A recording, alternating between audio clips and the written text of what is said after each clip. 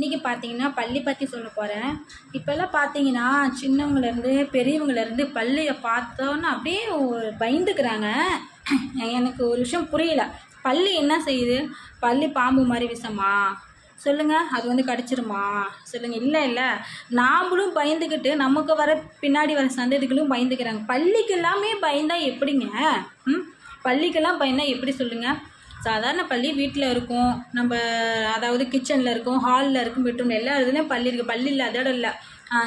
அதை வந்து புதுசாக பார்க்குற மாதிரியும் அது வந்து நம்மளை கடிக்கிற மாதிரியும் பார்த்தோன்னா ஒரே கற்றுக்குது. பள்ளிக்கே பயந்தா அப்புறம் மற்றதுக்கெல்லாம் இப்படி அதனால் வந்து பள்ளியை பார்த்துட்டு நம்மளும் பயப்படக்கூடாது. சின்ன குழந்தைங்களும் பள்ளியை பார்த்து பயப்படக்கூடாது. பள்ளி அதோடைய எஃபெக்ட் என்ன, அது எப்படிங்கிறத நாம் சொல்லி கொடுக்கணும்.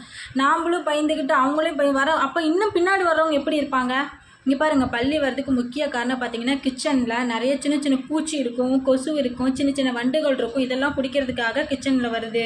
ஹாலு, பெட்ரூமு இங்கெல்லாம் பார்த்தீங்கன்னா சூடான ஒரு வெதுவெதுப்பான இடம் இருக்கும். இதுக்காகத்தான் பள்ளி முக்கியமாக வருது. ஒரு சில பழங்கள், ஒரு சில உணவுகள் வந்து நம்ம திறந்து வைப்பதனாலும் அதோட வாசனைக்காக வருது. வாய் வைக்கக்கூடிய அபாயமும் உள்ளது. ஸோ வந்துட்டு கிச்சனை கொஞ்சம் நல்லா சுத்தமாக வச்சுக்கிட்டோம்னாவே பள்ளி அதிகம் வராது. ஆனால் அது இல்லாமல் நம்ம இல்லாமல் அது இல்லாத மாதிரி வீட்டுக்குள்ளே எல்லா இடத்துலையுமே இருக்குதான். ஆனால் அதை வந்துட்டு நம்ம கொல்லவும் முடியாது. அவ்வளோ சீக்கிரம் யாரும் கொல்ல மாட்டாங்க. அதனால சாதாரண பள்ளிக்கு பயப்படக்கூடாது அப்படின்னு சொல்லிட்டு நம்ம குழந்தைங்களுக்கு சொல்லி கொடுக்கணும். பள்ளிக்கு பயந்தால் மற்றதுக்கு எப்படி பயப்படுவாங்க அப்படிங்கிறது வந்துட்டு நம்ம சொல்லணும். ஸோ வந்து பள்ளிக்கு பயப்படக்கூடாது. அது வந்துட்டு இடத்த நம்ம சுத்தமாக வச்சுக்கிட்டாலோ வராது, அதிகம் வராது. அப்படியே வந்தாலும் அது வந்துட்டு எப்படி வெளியேற்றணும் அப்படிங்கிறத சொல்லி கொடுக்கணும். பள்ளிக்கு பயந்துட்டு இருந்தால் மற்ற விஷயங்களுக்கும் அவங்க பயப்பட ஆரம்பிப்பாங்க.